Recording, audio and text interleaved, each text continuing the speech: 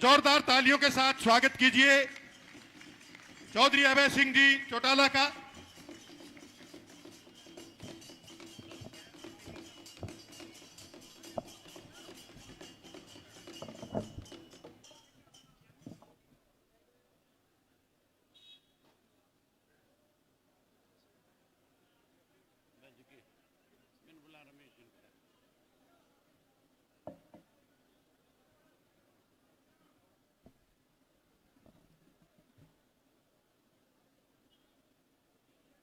आप इधर आके बैठ जाओगे तो ज्यादा बढ़िया रहेगा।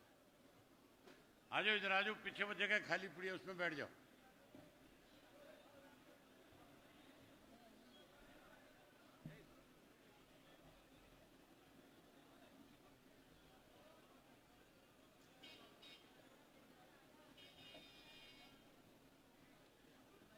मैं अपनी बात करने से पहले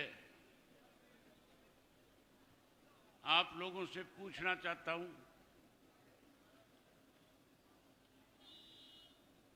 बदलाव करना चाहते हो कि नहीं करना चाहते?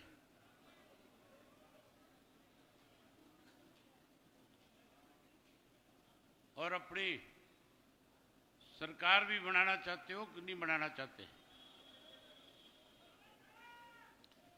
तो फिर जो नारे लगवा रहे थे तुम्हारे से,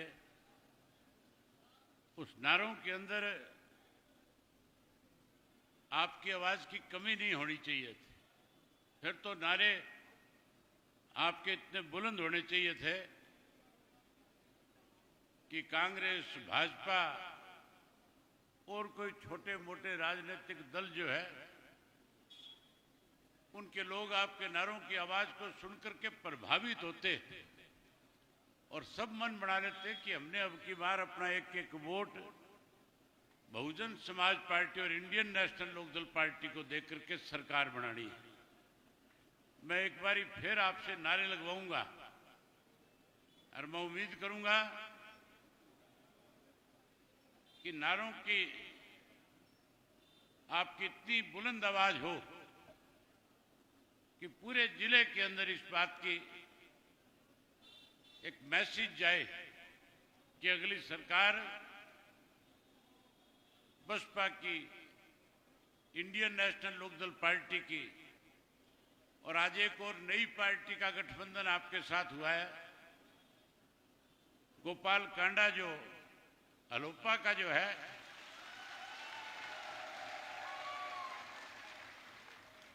वो भी आज आपके साथ शामिल हो गया।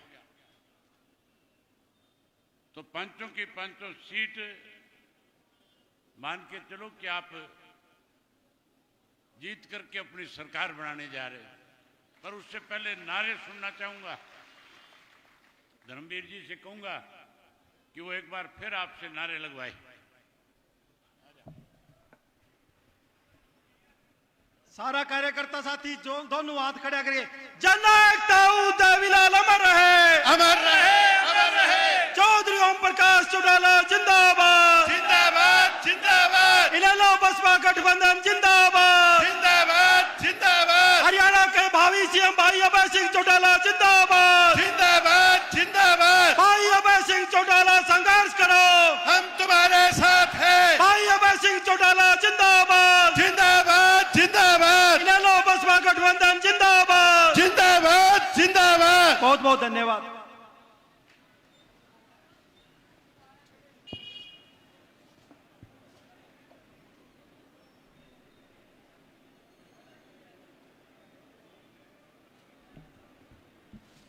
अब तो लगे कि किन की मन में है थारा है।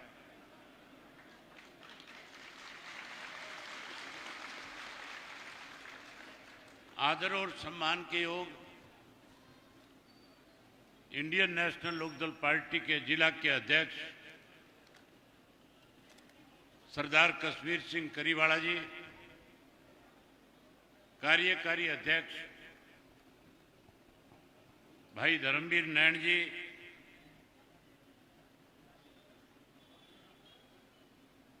मरू प्रदेश के राजस्थान के संयोजक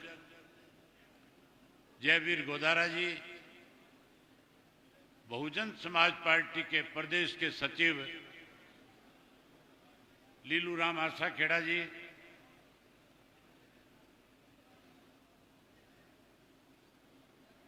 चौधरी विजय सिंह खोड़ जी, मोहनलाल जी जोड़ जी,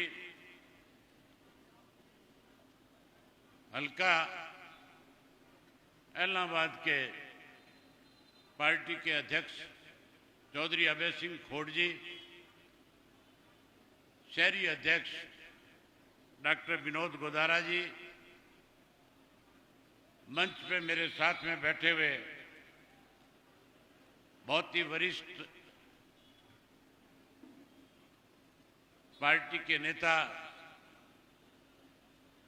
चाननमल गिगोरानी जी, सुनील कानसरिया जी, सुशील कानसरिया जी, प्रहलाद कनोई जी, पूर्व में रहे चेयरमैन काशीराम पवार जी, श्री मोहनलाल कामरा जी,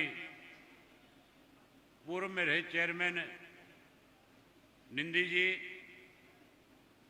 चतुर्भुज बणीवाला जी, जय सिंह गोदारा जी, हंसराज कंबोज जी, विशंबर शर्मा जी, मंच पे बैठे हुए बहुजन समाज पार्टी और इंडियन नेशनल लोकदल पार्टी के प्रदेश, जिला, हल्का स्तर के सभी नेतागण, आज के इस नामांकन पत्र की सभा में आए हुए इलाहाबाद विधानसभा क्षेत्र के आदरणीय बुजुर्गों, नौजवान साथियों, सम्मान के योग्य माताओं, बहनों, पत्रकार छायाकार साथियों, मेरे से पहले जो साथी वक्ता बोलने वाले थे उन्होंने आपके बीच में खुल करके इस बात की चर्चा करी कि 5 अक्टूबर को हरियाणा की विधानसभा के चुनाव होने जा रहे हैं। 5 तारीख के चुनाव में प्रदेश की जनता ने एक फैसला कर रखा है कि भारतीय जनता पार्टी को सत्ता से बाहर करना है। साथियों, मैंने पिछले साल 24 फरवरी से एक यात्रा शुरू करी थी। चौधरी ओम प्रकाश चौटाला जी ने प्रदेश के किस किस्म के हालात हैं, भाजपा की सरकार बनने के बाद प्रदेश के लोगों के किन परिस्थितियों से गुजरना पड़ा, क्या वायदे भाजपा ने आपके साथ किए, कौन कौन सा पूरा हुआ, लोग किस तरह का जीवन यापन आज कर रहे हैं, इसके लिए चौटाला साहब ने मेरी एक ड्यूटी लगाई थी कि मैं हरियाणा प्रदेश की 90 के 90 विधानसभा क्षेत्र में जाऊं और प्रदेश के लोगों से मिलकर के सारी जानकारी हासिल करूं। 24 फरवरी से लेकर के 11 सितंबर तक 6 महीने 11 दिन मैंने लगातार पैदल चल करके 4200 किलोमीटर का सफर तय किया था। 2000 से ज्यादा गांव, शहर और कस्बों में गया था। और साथियों, किस तरह के हालात प्रदेश के, इस बात की जानकारी ली थी। मैंने जब लोगों से मिल रहा था, पूछ रहा था कि भाजपा जजपा की 5 साल की जो सरकार है, इस सरकार ने कौन सा ऐसा काम किया जिससे आपको कोई सुविधा मिली हो। लोग दुखी थे, परेशान थे, हर वर्ग के लोग अपनी अपनी बात कर रहे थे। जब मैं बुजुर्गों के बीच में बैठ करके उनसे चर्चा करता था तो एक ही बात कहते थे, भारतीय जनता पार्टी की सरकार ने जो सम्मान चौधरी देवीलाल ने हमें दिया था जो पेंशन हमारी चौधरी देवीलाल ने बनाई थी, इस भारतीय जनता पार्टी ने वो पेंशन हमारी 1,80,000 रुपए की इनकम के नाम के ऊपर काटने का काम किया। मैंने पूरे हरियाणा की जानकारी जब ली तो आपको सुनकर के हैरानी होगी, 6 लाख से ज्यादा बुजुर्गों की पेंशन इस सरकार ने काटी। जब मैं माताओं और बहनों से बैठ करके बात कर रहा था तो मुझे बताया गया महंगाई बढ़ गई। मोदी कहता था गैस का सिलेंडर मुफ्त में दूंगा। मोदी जी ने कहा था महिलाओं को चूल्हे से छुटकारा दिला दूंगा, गैस का कनेक्शन घर घर पहुंचा दूंगा। लेकिन माताएं बहनें कह रही थी महंगाई बढ़ने की वजह से हमारे सामने बड़ी दिक्कत है, हम परेशान हैं। नौजवान से जब मिला, नौजवान कह रहा था बेरोजगारी बढ़ गई, रोजगार नहीं है, नौकरी नहीं है। छोटे छोटे बच्चों से मिला तो बच्चों ने कहा स्कूलों के ताले लग गए। किसी हॉस्पिटल में गया तो डॉक्टर नहीं था, स्कूल में गए तो मास्टर नहीं था। लोग बिजली के बिलों से परेशान थे। गरीब आदमी जिसका पीला कार्ड था, इस सरकार ने 9 लाख के पीले कार्ड काट करके उसको दुखी किया। लोग कह रहे थे विधानसभा का चुनाव आएगा, हम इनको सत्ता से बाहर करेंगे। आज जहां भाजपा को सत्ता से बाहर करना चाहते हैं, वहीं साथियों कांग्रेसियों की दाल जूतियों में बट रही है। आज पूरे प्रदेश में घमासान मचा हुआ है। जगह जगह कांग्रेस के लोग कांग्रेस के टिकट लेने वाले उम्मीदवारों का विरोध कर रहे हैं। आज अगर किसी पे भरोसा और विश्वास है तो केवल और केवल इंडियन नेशनल लोकदल पार्टी और बहुजन समाज पार्टी के नेताओं पे भरोसा करते हैं। इलाहाबाद के लोगों ने सदैव मुझे आशीर्वाद देने का काम किया। ऐसे वक्त में आप लोगों ने मुझे आशीर्वाद दिया था, आप लोगों ने मुझे विधानसभा में पहुंचाया था, मेरे ऊपर विश्वास व्यक्त किया था। जब मैंने पहला चुनाव आपके यहां से लड़ा था, कांग्रेस पार्टी की सरकार थी, भूपेंद्र सिंह हुड्डा मुख्यमंत्री था। चौटाला साहब ने 2 विधानसभा क्षेत्रों से चुनाव लड़ा, इलाहाबाद और उचाना से चुनाव लड़ा। जब उचाना से जीत गए, आप लोगों से बात करके उन्होंने इस विधानसभा क्षेत्र से इस्तीफा दे दिया था। आपने चौटाला साहब के सामने प्रस्ताव रख दिया था कि आप तब हमारे यहां से इस्तीफा दोगे जब आप अपनी जगह अवैध सिंह को चुनाव मैदान में उतारोगे। मैंने वो जब चुनाव लड़ा था, नई नई सरकार हुड्डा की बनी थी और भूपेंद्र सिंह हुड्डा ने इलाहाबाद के लोगों के साथ अनेकों वायदे किए थे। हर गांव के अंदर मंत्री एमएलए बिठा दिए थे। तरह तरह के लालच, लोभन, प्रलोभन देकर के कहीं आपसे वोट हासिल करना चाहते थे। लेकिन आप लोगों ने कांग्रेस के बहकावे में आने की बजाय मुझे अपना बेटा और भाई मान करके आशीर्वाद दे करके विधानसभा में चुन करके भेजने का काम किया था। उसके बाद साथियों फिर एक चुनाव लड़ने का मुझे मौका आपके यहां से मिला। 3 काले कानून बना दिए भारतीय जनता पार्टी की सरकार ने, और मैं आप लोगों से जब मिला कि हमें इन 3 काले कानूनों का विरोध कैसे करना चाहिए, आप लोगों ने खुल करके कहा कि देश के किसान की ताकत बढ़े, काले कानून वापिस हो, किसान आंदोलन मजबूत हो, इसके लिए आप बड़ा फैसला ले। आप लोगों ने मुझे कहा कि आप विधानसभा से इस्तीफा देकर के आंदोलन में जाकर के बैठ जाओ, जब दोबारा चुनाव आएगा तो फिर आपको चिंता करने की जरूरत नहीं। हम अपने आप आपकी उस लड़ाई को लड़ने का काम करेंगे। और जब उपचुनाव आया था तो साथियों, सरकार ने अपनी तरफ से कोई कसर नहीं छोड़ी थी। सारी सरकारी मशीनरी का दुरुपयोग हो रहा था, सैकड़ों करोड़ रुपया बांटा जा रहा था। ये कांग्रेसी जो हमें वोट काटू कहते हैं, ये मुझे हराने के लिए यहां आकर के एक तरफ किसान की बात करते थे, दूसरी तरफ कांग्रेस पार्टी ने मेरे खिलाफ उम्मीदवार खड़ा किया था। ये हुड्डा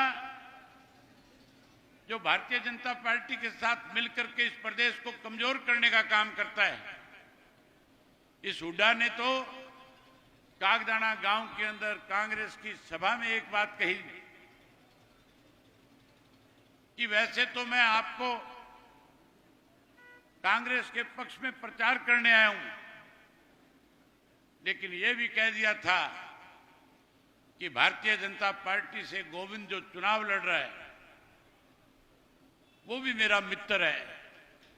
इशारा कर रहा था, कह रहा था कांग्रेस की बजाय भाजपा के उम्मीदवार को जिताने का काम करो। लेकिन आप लोगों ने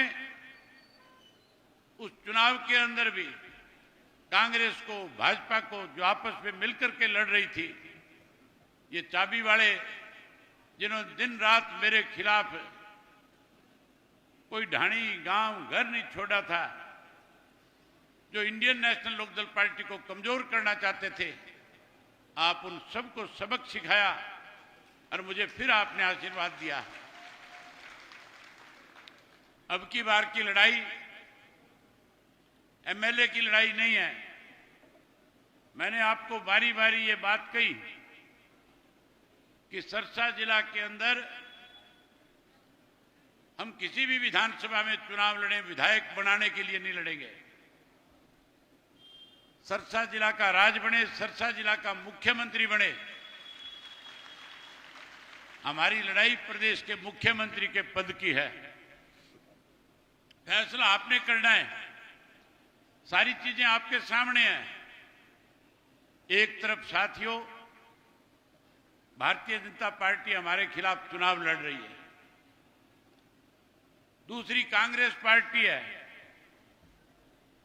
अगर भारतीय जनता पार्टी का कोई दाव लगता है,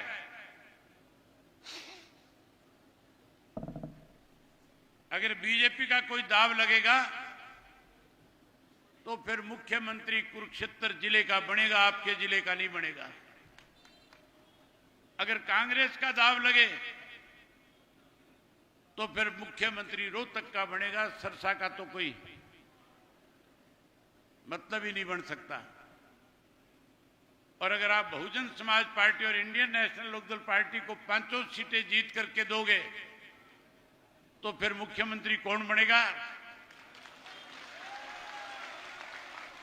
इसलिए मैं आपसे कह रहा था कि अपनी अगर सरकार बनाना चाहते हो तो फिर साथियों, इस चुनाव में मुख्यमंत्री के रूप पे, मुख्यमंत्री के नाम के नारे के साथ इस चुनाव को जीतने का काम करना मेरा काम था। इलाहाबाद से नॉमिनेशन फाइल करने का मैंने अपनी जिम्मेवारी आज निभा दी, अगली जिम्मेवारी आपकी लगा रहा हूं, क्योंकि मुझे इस चुनाव में 90 की 90 विधानसभा क्षेत्रों में प्रचार करने के लिए जाना पड़ेगा। मैं आपको कम समय दे पाऊंगा। मैं आपसे उम्मीद करूंगा कि पार्टी का एक एक साथी जो है, बुजुर्ग अपने आप को ओम प्रकाश चौटाला समझ करके, मेरी उम्र के लोग अभय सिंह चौटाला मान करके अपने आप को इस चुनाव के अंदर अपनी बड़ी भूमिका निभाने का काम करोगे। इस बात को निभाने का काम करोगे कि नहीं करोगे? ये जिम्मेवारी आपको दे करके जा रहा हूं। और साथियों, कुछ बातें और आपके साथ खुल करके करना चाहता हूं। आज जो है भारतीय जनता पार्टी के लोग अपनी तरफ से तरह तरह के वायदे करते हैं, वहीं उसके साथ साथ कांग्रेस वाले भी अपनी तरफ से कोई कमी नहीं छोड़ रहे। हुड्डा रोज नए नए बयान देता है। हुड्डा कहता है हमारी सरकार बन गई, पेंशन 6,000 कर दूंगा। हुड्डा कहता है 500 रुपए का सिलेंडर दे दूंगा। कहता है 300 यूनिट बिजली माफ कर देंगे। जब कांग्रेस के लोग आपके बीच में वोट मांगने आए, जब इस तरह की बात कहें, उनसे पूछना तुम 10 साल सत्ता में थे, उस 10 वर्ष के अंदर पेंशन क्यों नहीं बढ़ाई? तब गैस का सिलेंडर महंगा क्यों किया? पेट्रोल और डीजल के रेट क्यों बढ़ाए? तब महंगाई को आसमान की तरफ बढ़ाने का काम क्यों किया? तब पूछना बिजली के बिलों में बढ़ोतरी क्यों हुई? अब कहते हो 300 यूनिट फ्री कर देंगे। ये बात इन्होंने तब कहनी शुरू करी जब मैंने यात्रा के दौरान लोगों को विश्वास और भरोसा दिलाया था कि हमारी सरकार बनने के बाद हम आपको क्या क्या सुविधाएं प्रदान करेंगे। तब इनके पेट पे सांप लौटना शुरू हो गया था। लोग हमारे पे विश्वास और भरोसा करते हैं। लोगों ने कहना शुरू कर दिया था कि अगला राज इंडियन नेशनल लोकदल पार्टी का बनाने का काम करेंगे। बीजेपी वाले उससे भी आगे बढ़ करके वायदे कर रहे हैं। लेकिन चौटाला साहब हमेशा एक बात कहते हैं, नरवलगढ़ तो वो जाएगा जिसको जाने की है बाण के।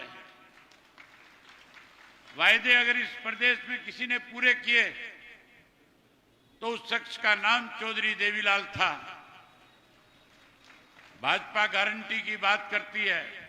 भाजपा की गारंटी फेल हुए 10 वर्ष हो गए। मोदी ने वायदा किया था, कहा था 15-15 लाख दूंगा।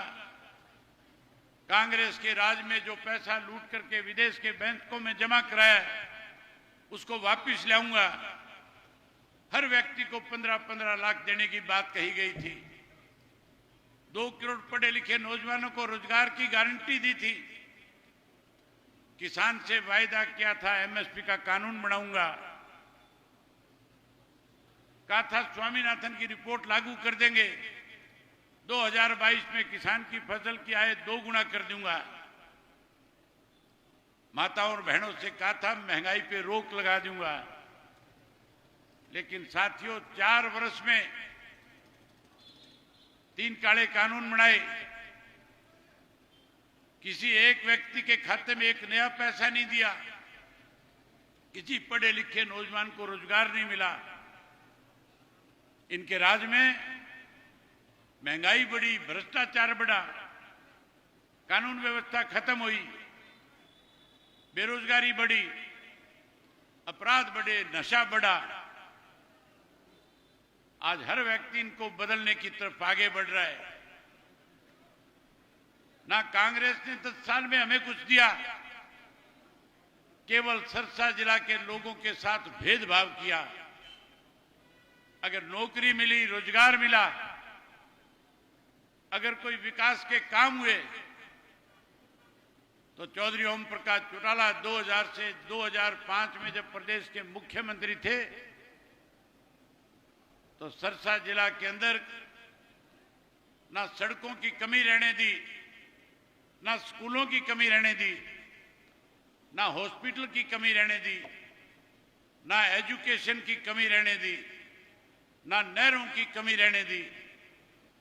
जहां भी गांव के 5 आदमी जाकर के चौटाला साहब से मिलकर के कहते थे हमारे गांव को फलानी चीज की दिक्कत है, साथ के साथ आदेश हो जाते थे। 24 घंटे में काम होता था। आज कोई सुनने वाला नहीं है। आज तो केवल और केवल कैसे दाव लगे, कैसे सत्ता में आए, इसके लिए आपस में मिलकर के कहीं प्रदेश को कमजोर करना और लूटना चाहते हैं। साथियों, मैं बता रहा था कि कैसे चौधरी देवीलाल ने अपने वायदे पूरे किए। सन 1986-87 की बात है। बहुत सारे लोग जींद में गए होंगे, समस्त हरियाणा सम्मेलन था, लाखों की संख्या में लोग थे। चौधरी देवीलाल अपने भाषण में कह रहे थे, बूढ़ो मर मत जाना, 100-100 रुपए पेंशन करूंगा। चौधरी देवीलाल ने वायदा किया था, कहा था 10-10 हजार के कर्जे माफ करूंगा, किसान का, मजदूर का, छोटे कर्मचारी का, छोटे दुकानदार का।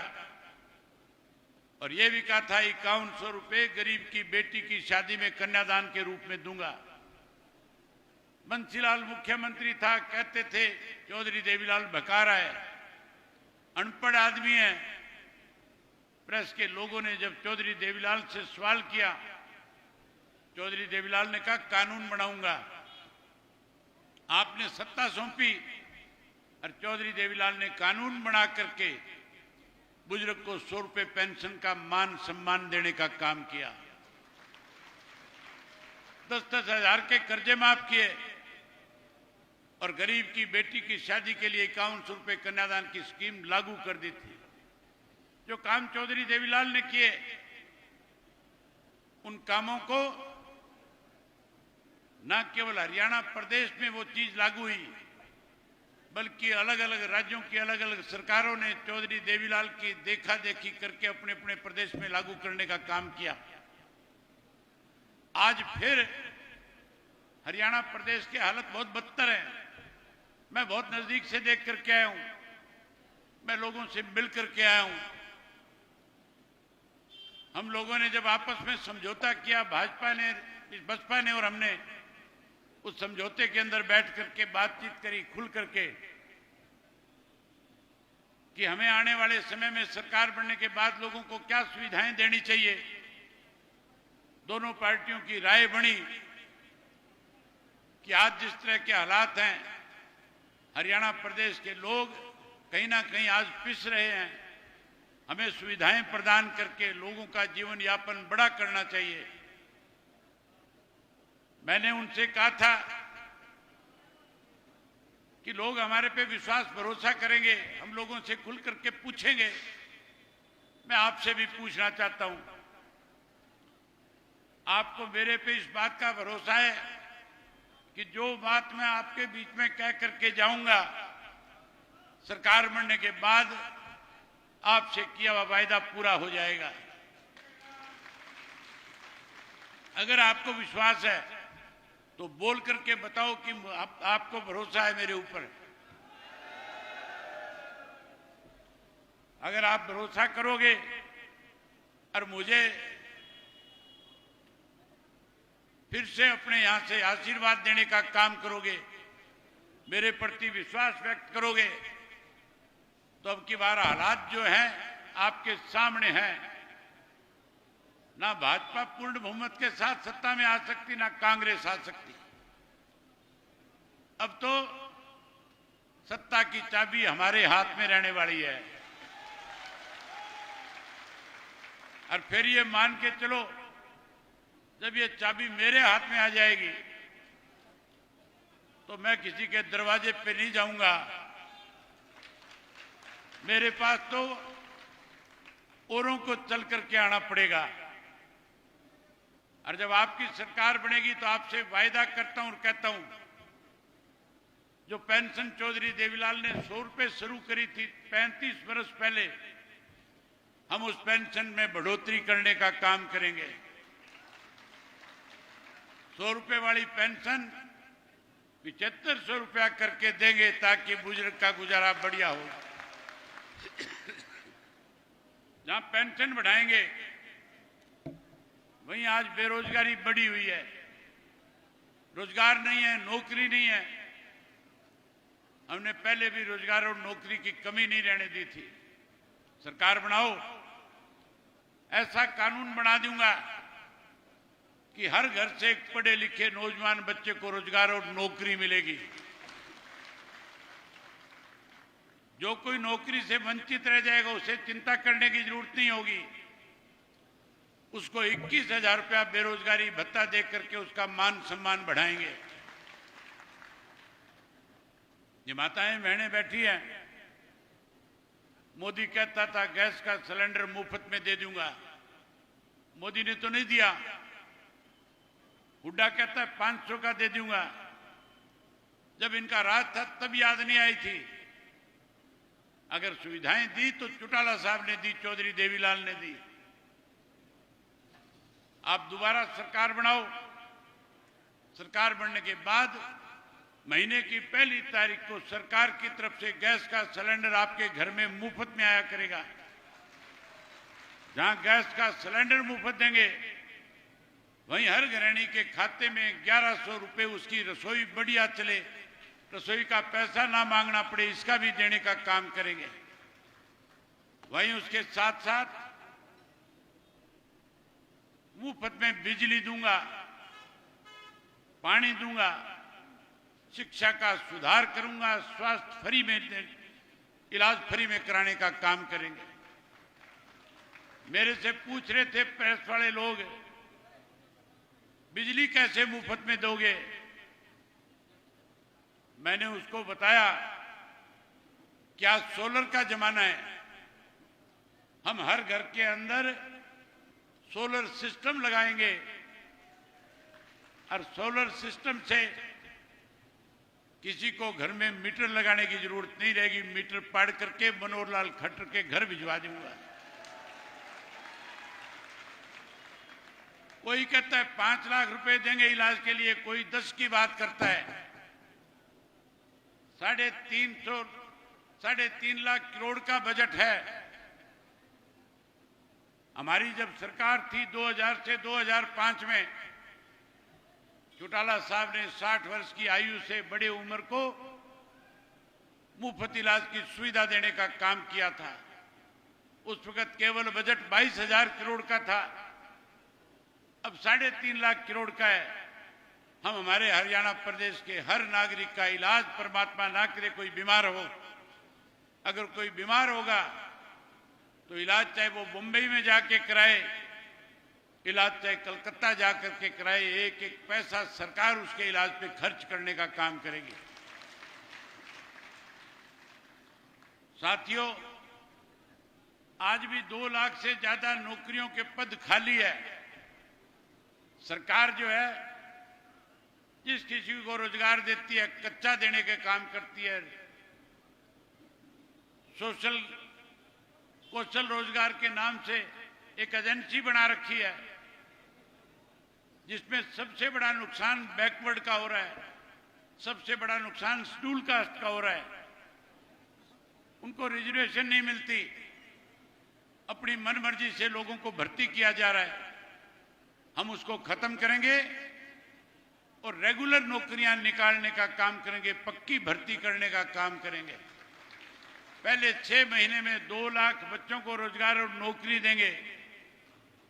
वहीं उसके साथ साथ आशा वर्कर, आंगनवाड़ी वर्कर और ये सफाई के कर्मचारी जो कच्चे हैं, सरकार बनते पहली कलम से इन सबको पक्का करने का काम करेंगे।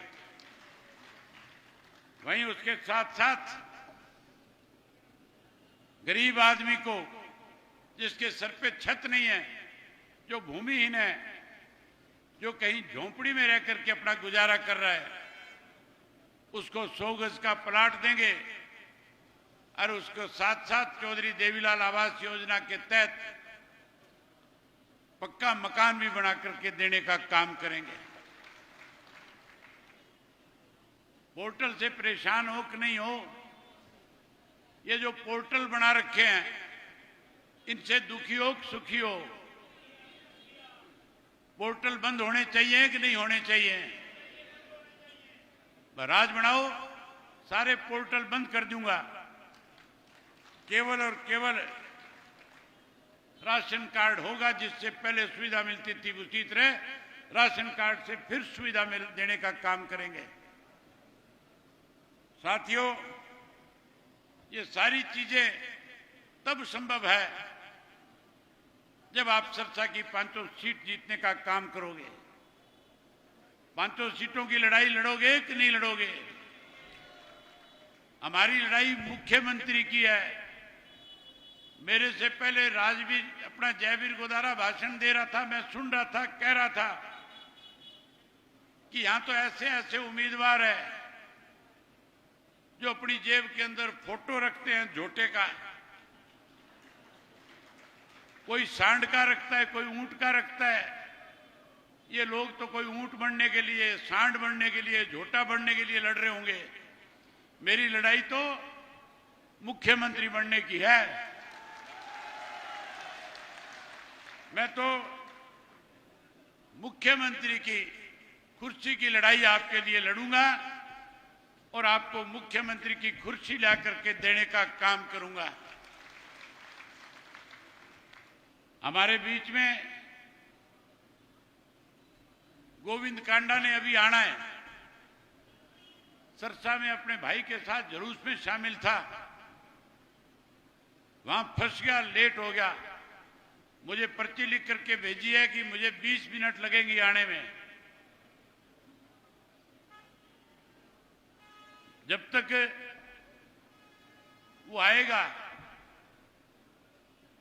हम लोग उससे पहले बाजार से जुलूस की शक्ल में सब साथी चलेंगे और सब साथी एक जुलूस की शक्ल में चल करके दफ्तर का उद्घाटन करेंगे। दफ्तर के उद्घाटन में आप सब लोग मेरे साथ चलोगे। हम बाजार से होकर के जाएंगे।